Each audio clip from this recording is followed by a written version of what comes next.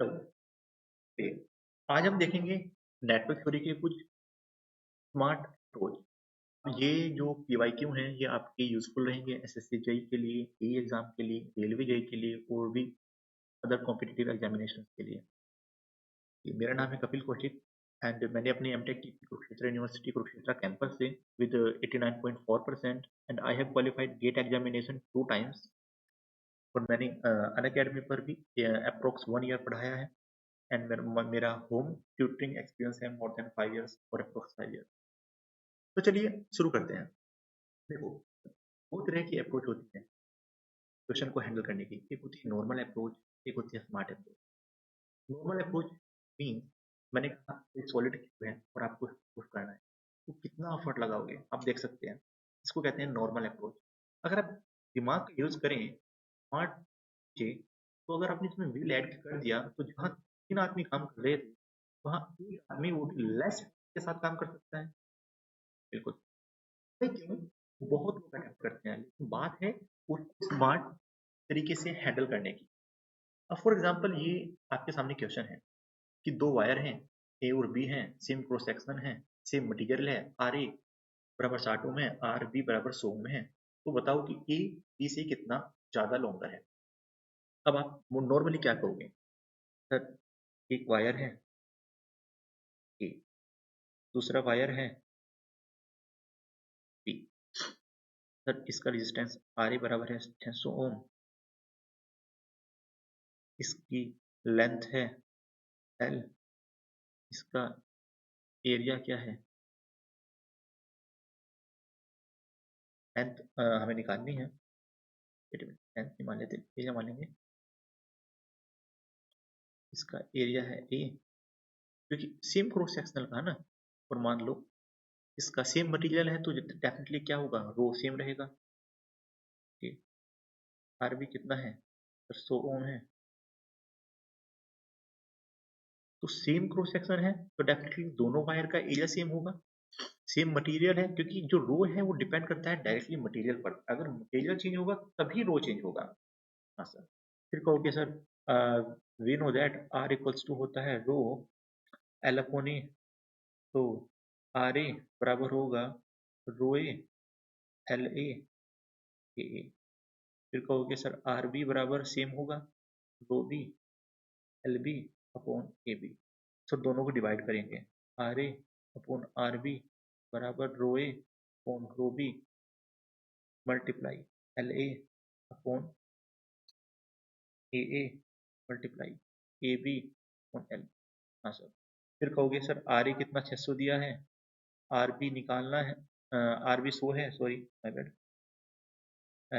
रो ये रो है, ये रो है, एल ए पता नहीं है, ए ए है मल्टीप्लाई ए अपॉन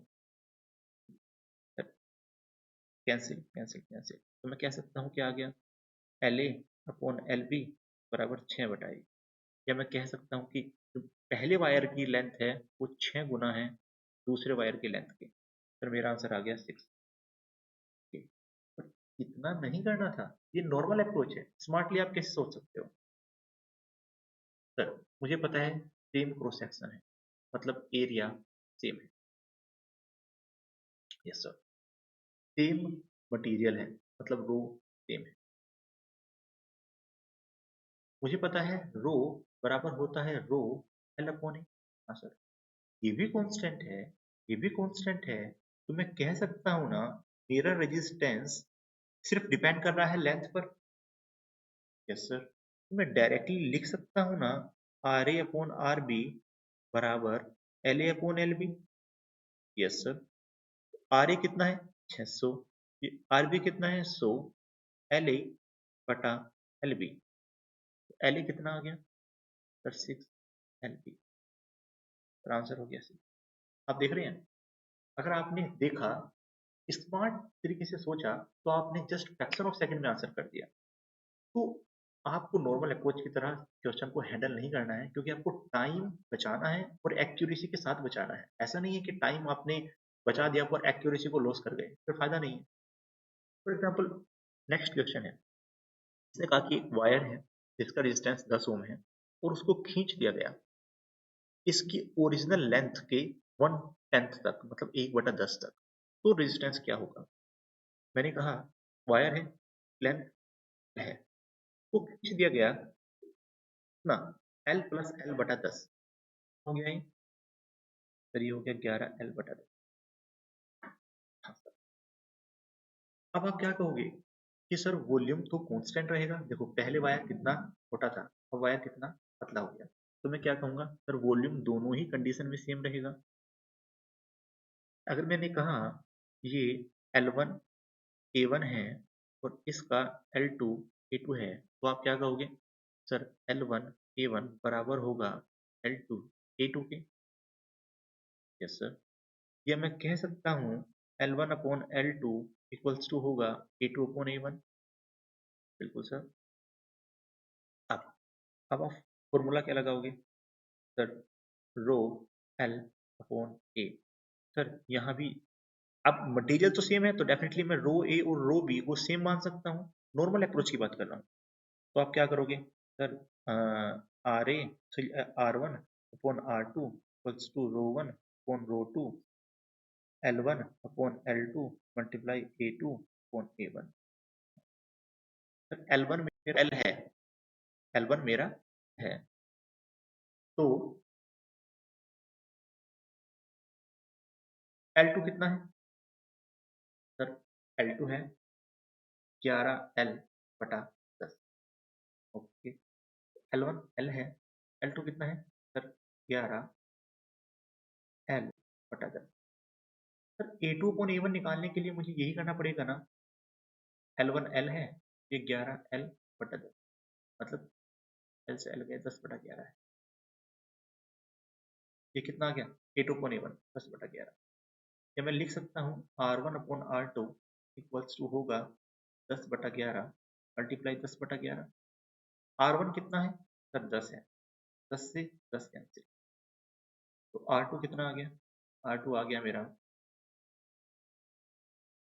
11 गुना 11 121, तो 121/10, 12 आंसर क्या होगा।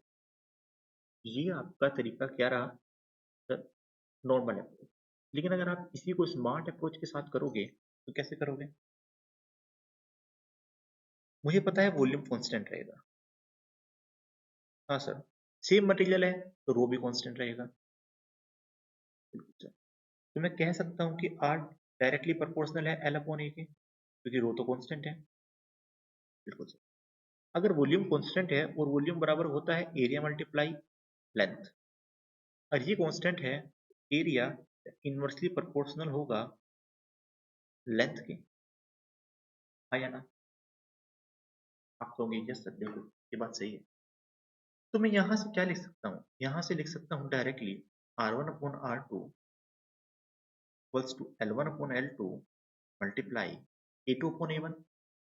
बिल्कुल सर। अब आप एक बात बताओ, यहाँ लेंथ L से कितनी हो रही है सर, 11L/10 हो रही है। लेंथ L से 11L/10 हो रही है, या फिर मैं कह सकता हूँ कि 10 से 11 हो रही है। इनडायरेक्टली मैं कह सकता हूँ कि लेंथ 10 थी और 10 से क्या क्या हो रही है सर, 11 हो रही है। एरिया लेंथ का इनवर्सली प्रोपोर्शनल है, तो जाहिर सी बात है कि एरिया 11 से 10 हो रहा होगा। बिल्कुल सर। लेंथ 10 से 11 हो गई है और एरिया 11 से 10 हो रहा है। बिल्कुल सर। R1 कितना है सर 10 है, R2 10 से 10 गया, तो R2 कितना आ गया सर, 11 गुना 11 121 12। कितना सिंपल, हाँ है ना? तो इस तरह से आपको अप्रोच है। अब नेक्स्ट क्वेश्चन, ये तो मैंने यहाँ किया था, अब ये वाला क्वेश्चन है, मुझे आपको करंट बताना है, 8 वोल्ट की बैटरी लगा दी मैंने, एक वायर है जिसका रेजिस्टेंस 24 ओम है, उसको स्ट्रेच कर दिया डबल। देखो यहाँ वही अप्रोच लगाना है कि लेंथ इन्वर्स, अब उसकी लेंथ अगर 2 गुना कर दी तो एरिया क्या हो जाएगा, आधा हो जाएगा, सिंपल। अगर लेंथ 2 गुना होगी तो एरिया क्या होगा सर, आधा हो जाएगा। अगर R proportional to L upon A है, L 2 गुना है, और ये आधा है, तो जाहिर सी बात है 2 ऊपर जाएगा तो रेजिस्टेंस 4 गुना हो जाएगा। हाँ सर। अब रेजिस्टेंस पहले कितना था सर? 24 ओम। बाद में कितना हो जाएगा सर? 4 गुना 24 मतलब 96 ओम। अब क्या कह रहा है कि उसको then cut into two equal part. अब इसको दो पार्ट में तोड़ दिया। आप समझ रहे हैं? वायर उसको खींच दिया गुना, उसको काट दिया और फिर दोनों को पैरेलल में लगा दिया। अब मुझे पता है कि टोटल रेजिस्टेंस कितना आया था? 96 ओम। अगर दोनों को बीच में से काटा है तो जाहिर सी बात है इसका रेजिस्टेंस 48 होगा, इसका 48 होगा, फिर बराबर बराबर बढ़ जाएगा। इनडायरेक्टली कह रहा है कि 48 ओम और 48 ओम पैरेलल में है। फिर क्या कह रहा है? Connected into parallel with the battery. 8 volt की बैटरी से कनेक्ट है तो करंट बताओ। डायरेक्टली यहाँ 8 वोल्ट की बैटरी है तो क्या रहेगा? करंट बताओ। अब 48 और 48 पैरेलल में होते हैं, जब सेम डिस्टेंस पैरेलल में होते हैं तो हम क्या कहते हैं सर? डायरेक्ट आधा हो गया। 24 ओम। यहाँ से क्या आप करंट नहीं निकाल सकते? देखो कितना सिंपल आ गया। ये कौन आ है ना? एक मिनट में यहाँ लिख दे रहा हूँ। बराबर कितना जाएगा? वो ना, ये कितना है सर? 8 है। ये कितना आया था? 24। 8 दिया 24, 1/3। तो करंट कितना आ गया? पॉइंट। सिंपल। सर अगर आप इसको L1/L2 करोगे तो रेजिस्टेंस निकालते ही रह जाओगे। आप समझ रहे हो मेरी बात? तो इसे कहते हैं कि स्मार्टली क्वेश्चन को हैंडल करना। ठीक है, चलिए आज के लिए इतना ही। तो कल फिर मिलते हैं कुछ नई अप्रोच के साथ। क्वेश्चन आप लोग घर से खुद से करना। ठीक है, thank you, bye bye and take care.